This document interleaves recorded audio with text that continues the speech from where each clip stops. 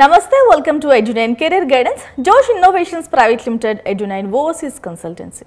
JoSAA counselling అయితే start అయిందండి. Process అంతా జోసా కౌన్సిలింగ్ జూన్ 3వ తారీఖున సాయంత్రం 5 గంటలకి స్టార్ట్ చేశారు. జూన్ 12 వరకు రిజిస్ట్రేషన్స్ అండ్ చాయిస్ ఫిల్లింగ్ కూడా ఫినిష్ అవబోతుంది. తర్వాత మాక్ అలాట్మెంట్ చేస్తారు. తర్వాత 6 రౌండ్స్ ఆఫ్ కౌన్సిలింగ్ ఉంటుంది. సో ఇదంతా ఆల్రెడీ మనం జోసా కౌన్సిలింగ్ సంబంధించిన వీడియో ఎక్స్ప్లెయిన్ చేసుకున్నాం. ఎవరైనా చూడకపోతే ఆ వీడియో కూడా చూడండి. మన ఛానల్ ఎవరైనా సబ్స్క్రైబ్ చేసుకోకుండా చూస్తూ ఉంటే సబ్స్క్రైబ్ చేసుకోండి. అసలు జోసా కౌన్సిలింగ్లో చాలా ముఖ్యమైన విషయాలు ఏంటి అంటే నేను ఆల్రెడీ ఆ వీడియోలో కూడా చెప్పాను. చాయిసెస్ అనేవి మీరు ప్రిపేర్ చేసుకోండి. ప్రిఫరెన్సెస్ లిస్ట్ అనేది మీరు తయారు చేసుకోండి. అంటే కొన్ని కాలేజెస్లో ఏమవుతుందంటే కొత్త బ్రాంచ్ కూడా ఇంట్రడ్యూస్ చేస్తూ ఉంటారు. కొత్త బ్రాంచ్ ఇంట్రడ్యూస్ చేసినప్పుడు వాటిని మనం సెలెక్ట్ చేసుకుంటామా లేదా అనే దాన్ని బట్టి అండ్ లొకేషన్, ప్లేస్మెంట్స్, రకరకాల క్రైటీరియాస్ ఉంటాయి మనందరికీ. సో వాటిని బేస్ చేసుకుని ప్రిఫరెన్స్ లిస్ట్ అనేది మనం తయారు చేసుకోవాలి. సో 1 నుంచి ఒక 50 NITs కానీ మనం చాలా ఆప్షన్స్ ఇచ్చుకోవచ్చు. మీ ఓపిక ఉన్నన్ని ఆప్షన్స్ అనేవి మీరు తయారు చేసుకోండి.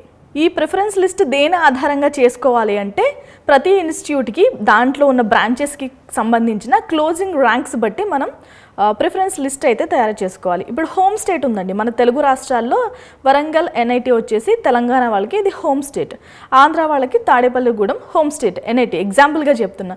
సో ఇక్కడ మనకి 50% అనేది రిజర్వేషన్ ఉంటుంది కాబట్టి మనం దీన్ని కూడా కన్సిడర్ చేసుకుని మనం గనక అప్లై చేసుకుంటే కొన్ని ప్రాంతాల్లో ఎలా ఉంటుందంటే మీకు లక్షల్లో ర్యాంక్ వచ్చినా కూడా సీట్ వచ్చే అదృష్టం ఉంటుంది. ఎందుకంటే అదృష్టం అంటున్నానంటే ఆ ర్యాంక్కి అసలు వీడికి సీట్ వస్తుందా అనుకున్న వాళ్ళకు కూడా హోమ్ స్టేట్ కేటగిరీలో వాళ్ళకి సీట్ వచ్చే అవకాశం ఉంది. కాబట్టి హోమ్ స్టేట్లో ఉన్న NITsని మీరు మాత్రం నిర్లక్ష్యం చేయొద్దు. నేను ఇందాక అన్నాను కొత్త బ్రాంచెస్ కూడా చాలా ఇన్స్టిట్యూట్స్ అనేవి ఇంట్రడ్యూస్ చేశాయి. ఇవన్నీ కూడా మనం ఆప్షన్స్ ఇస్తున్నప్పుడే మనకు కనిపిస్తాయండి. సో CSE అని దాని వెంట పడకుండా CSEలో ఉన్న సబ్ బ్రాంచెస్ కూడా ఒక్కసారి కన్సిడర్ చేయండి. ఇంకా రాబోయే రోజులన్నీ semi conductor device, electronic devices వీటి వెనకాల పరుగులు పెడుతుంది. ఎందుకంటే ఆర్టిఫిషియల్ ఇంటెలిజెన్స్లో AI వచ్చిన తర్వాత జాబ్స్ అనేవి తీసేస్తున్నారు. లే ఆఫ్స్ మనం ఎన్ని చూడలేదు ఈ సంవత్సరం.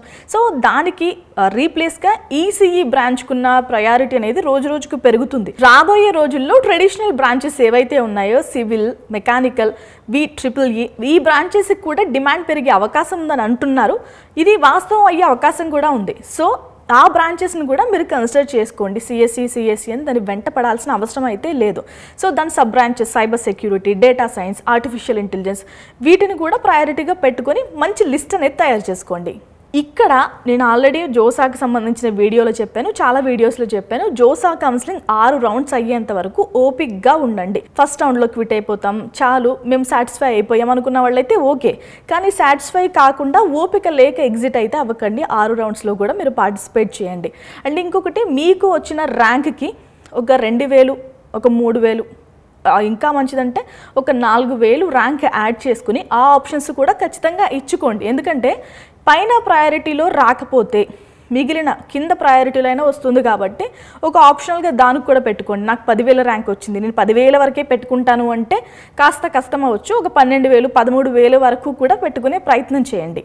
మొత్తం ఎంటైర్ ప్రాసెస్లో ఒక 2 కాలేజెస్కి టై అవుతుంటే మీరు ఇచ్చిన ప్రయారిటీ బేసిస్ పైన ఒక్కసారి ప్లేస్మెంట్స్ రికార్డ్ అనేది చెక్ చేయండి. ప్లేస్మెంట్స్ రికార్డ్ చెక్ చేస్తే వాళ్ళకు ఎంత ఆఫర్ చేస్తున్నారు, ఎన్ని కంపెనీస్తో వాళ్ళకి టైఅప్ ఉన్నాయి, లేదంటే వాళ్ళు ఇండస్ట్రీ ఓరియంటెడ్ ఏమైనా టైఅప్స్ ఉన్నాయా, సో ఇవి కూడా చెక్ చేయండి.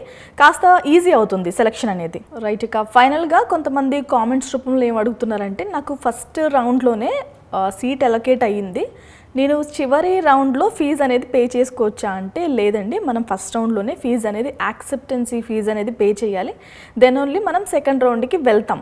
సో మొదటి రౌండ్లోనే ఫీజు అనేది పే చేయండి. ఇఫ్ ఇన్ కేసు మీరు కనుక క్విట్ అవ్వాలి అనుకుంటే ఆ డబ్బులు అనేవి రిఫండ్ అయిపోతాయి. కాబట్టి డోంట్ వరీ, ఏ ఫేజ్లో అయినా మనం పే చేయాలి. కాబట్టి ఫస్ట్ రౌండ్లోనే ఫీజు అనేది పే చేస్తే కాస్త సేఫ్గా ఉంటాం. ఓకేనా? మన Edu9 కెరీర్ గైడెన్స్ నెంబర్స్ అనేవి ఇక్కడ డిస్ప్లే అవుతూనే ఉంటాయి ఎప్పటికప్పుడు. సో దాన్ని మీరు కాంటాక్ట్ చేసినా మీకు గైడెన్స్ అనేది ప్రొవైడ్ చేస్తారు. Thanks for watching. ఇంకేమైనా డౌట్స్ ఉంటే మీరు కామెంట్ రూపంలో పెట్టే ప్రయత్నం చేయండి.